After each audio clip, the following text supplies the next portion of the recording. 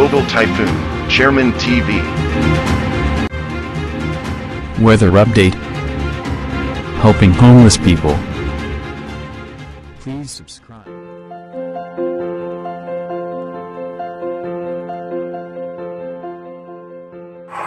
Magandang umaga po. Ito po ang latest update natin para nga po dito sa minomonitor natin na mas lumakas pa nga itong si Severe Tropical Storm Julian. At ito nga po ay nakaka-apekto na sa eastern section ng ating bansa. At lumakas nga po ito lalo na umaabot na nga yung 95 km per hour. Malapit po yan sa gitna. Ayan po yung pinakamalapit sa sentro. At may pagbugso na nga po yan na abot ng 115 km per hour. Mabagal nga po yung pagkilos ni Bagyong Julian at nagbago po ulit yung advanced weather forecast ng European Center na ito nga po ay muling posibleng tumama sa may parte ng Basco, Batanes. Bagay na, inuulit po natin na mataas pa rin ang tsansa na magbago pa ulit yan dahil nga meron tayong pagbugso ng hangin na nanggagaling sa parte ng China na posibleng nagiging dahilan ng paiba-iba ngayon na direksyon ni Bagyong Julian. Dahil nga yung cone of uncertainty niyan ay abot pa rin po sa hanggang northern portion ng ating bansa. Yan ay posibleng bumaba pa or posibleng mas lumihis pa o umangat pa nga po dahil nga inuulit natin yung pinakasentro nga po ng isang bagyo is unpredictable po talaga yan. At asahan nga po natin na makaka-apekto yan dito sa may parte ng Ilocos region. Dito nga po sa may parte ng eastern section ng Northern Luzon sa may Santa Ana, Cagayan. Dito po sa may parte ng Isabela, northern portion ng Aurora. At may mga posibilidad ng mga biglang pagbuhos ng pag-ulan sa may parte ng Quezon, Polillo Island, Metro Manila, at maging dito nga po sa may parte ng Bicol region. At nakataas na nga ang storm wind signal number 2. Tinaas nga po yan ng bagong Pag-asa DOST kanina sa bagong update nila. Storm wind signal number 2 na nga dito nga po sa may Camiguin Island. Dito nga po yan sa may Cagayan Valley. At eastern portion ng Babuyan Island, northeastern portion ng mainland Cagayan. Dito nga po yan sa may Santa Ana.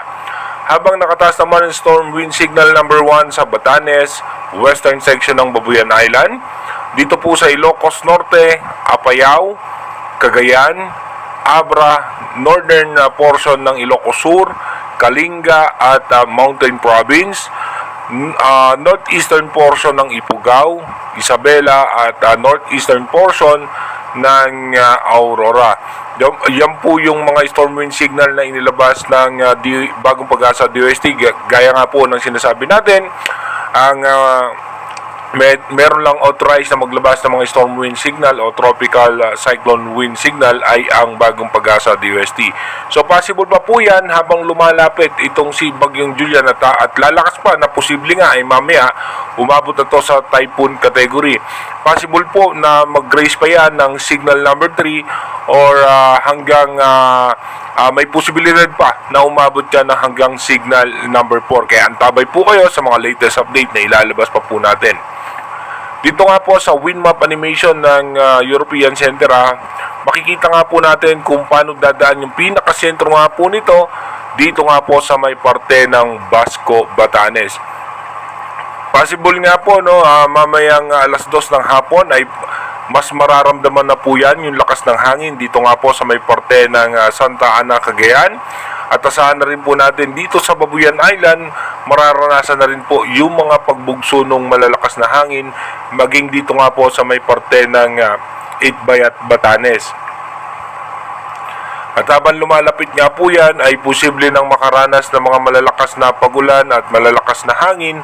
At pagdating naman po na kinabukasan, possible po yan tumama sa may parte ng Basco, Batanes ng alas 12 ng tanghali.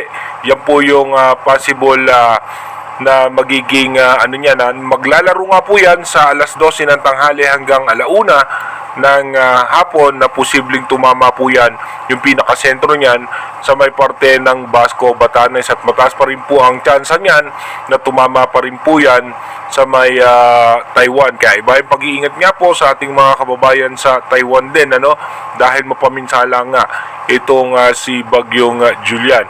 At habang pinipinsala naman po niya ng Taiwan, ay dahan-dahan naman po yan na hihina, At dito nga po mapapansin natin pag nakalagpas na po yan sa mga isla natin dito sa extreme northern Luzon. Pero maapektuhan pa rin po niyan yung ating mga kababayan sa northern Luzon, sa extreme northern Luzon at western section ng northern Luzon, dahil nga po yung diametro pa po niyan ay abot pa yung ating mga isla dito nga sa parte ng extreme northern Luzon.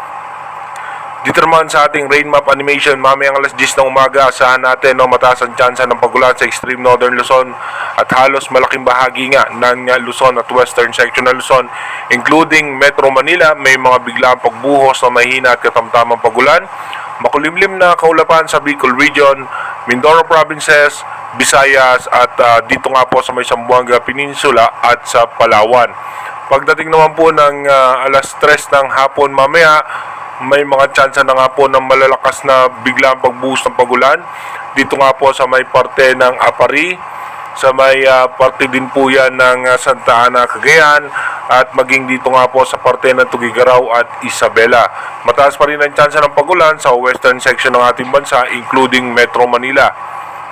Pagdating naman po ng alas 6 ng gabi mamaya, dito po tuloy-tuloy pa rin po na makakaranas nga po ng pagulan ng northern Luzon, extreme northern Luzon at western section ng ating bansa.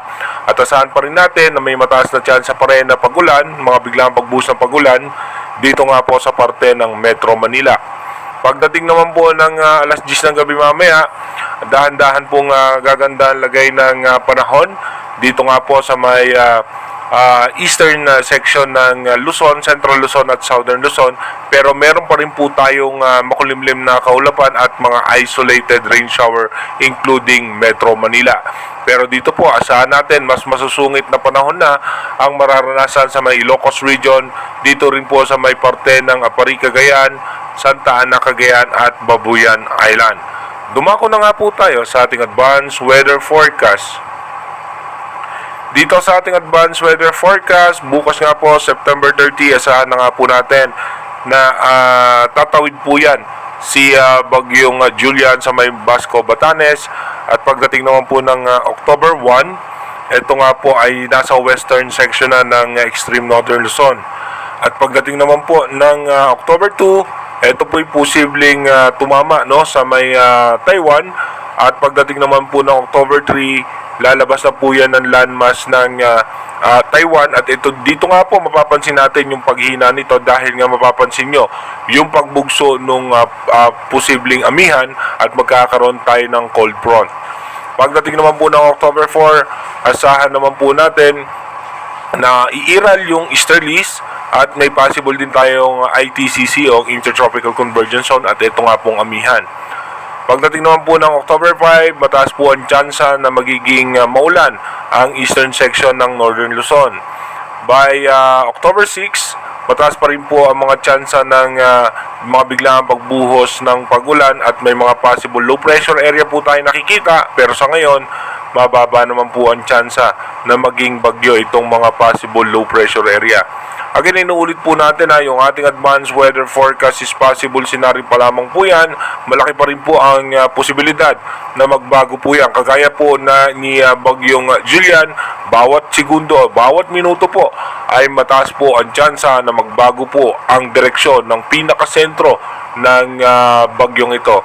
Kaya manatili tayong tumutok sa ating advanced weather forecast para malaman natin kung anong pa nga ba yung mga posibleng pagbabago ni Bagyong Julian, at sana po nakapaghanda na yung ating mga kababayan dito nga po sa parte ng extreme northern Luzon. Mag-iingat po tayo palagi. God bless po sa ating lahat.